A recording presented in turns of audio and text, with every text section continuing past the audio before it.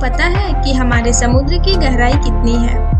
हमारे अर्थ का 30% area surface है और 70% एरिया ओशन। इस 30% सरफेस पर ही इतने सारे लिविंग बींग्स हैं, तो अर्थ के 70% ओशन में कितने तरह के स्पीसीज होंगे?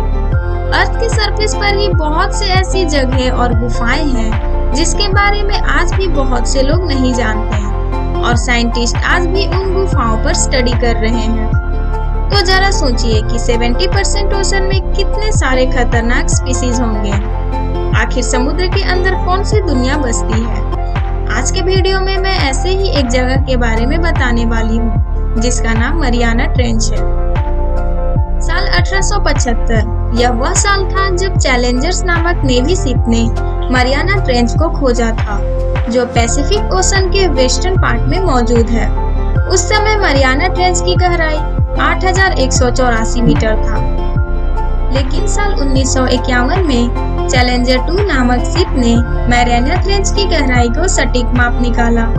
साथ ही इस बात का भी पता लगाया कि समुद्र की यह जगह आखिर दिखती कैसी है। मरियाना ट्रेंच की गहराई 10,984 मीटर से भी ज्यादा है। यह दुनिया की सबसे बड़ी खाई है।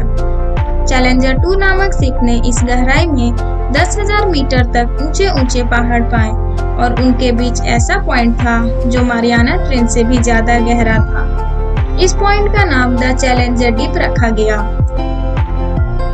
इसकी गहराई इतनी ज्यादा थी कि इसमें दुनिया के सबसे ऊंचे पहाड़ माउंट एवरेस्ट को भी अपने अंदर समा ले।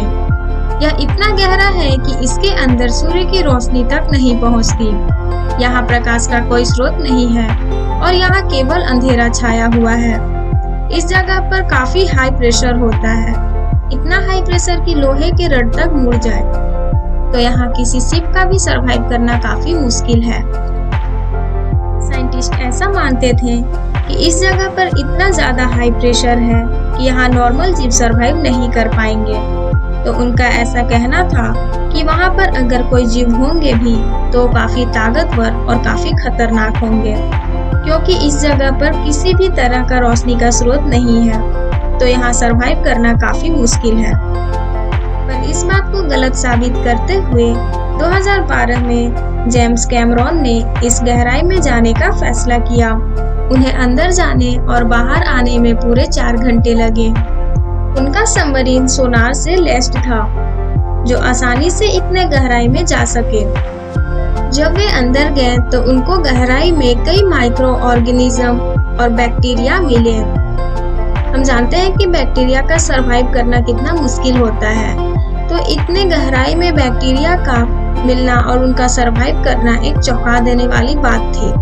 फिर उन्होंने अंदाजा लगाया कि इस गहराई में अगर कोई बड़े जीव होंगे तो वे काफी ताकतवर होंगे। मरियाना ट्रेंच में जीव की खोज करने के लिए साइंटिस्ट ने बहुत से रोबोटिक कैमरे भेजे, जो उस गहराई में जाकर पता लगा सके कि समुद्र की इस गहराई में आखिर कैसे जीव बसते हैं। उन्हें अंदर जाने के बाद एक बहुत ही बड़ा और डरावना स्पीशीज दिखा, जो काफी खतरनाक दिख रहा था। जब उनका रोबोटिक कैमरा 3700 मीटर की गहराई में गया तो उसे एक अजीब जेलीफिश दिखी, जो काफी बड़ी थी और वह एलियन की तरह लग रही थी। उसमें से रेड और येलो रोशनी निकल रही थी।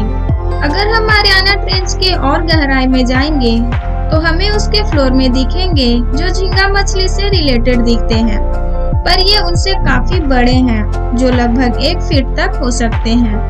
इस जगह पर रोशनी के कोई निशान न होने के कारण यहाँ के जीव की बनावट खुद में ही ऐसी है जो रोशनी पैदा कर सके। जैसे कुछ मछलियाँ, वैरली फिश, सी डेविल, ये मछलियाँ खुद ही रोशनी पैदा करती हैं और ऐसी जगह को सरवाइव करने योग्य बनाती हैं। ऐसे ही जीव हमें अब तक मरियाना ट्रेंच में मिले हैं, पर अगर सबमरीन को और नीचे भेजी जाए तो हमें और अजीब और खतरनाक जीव मिल सकते हैं।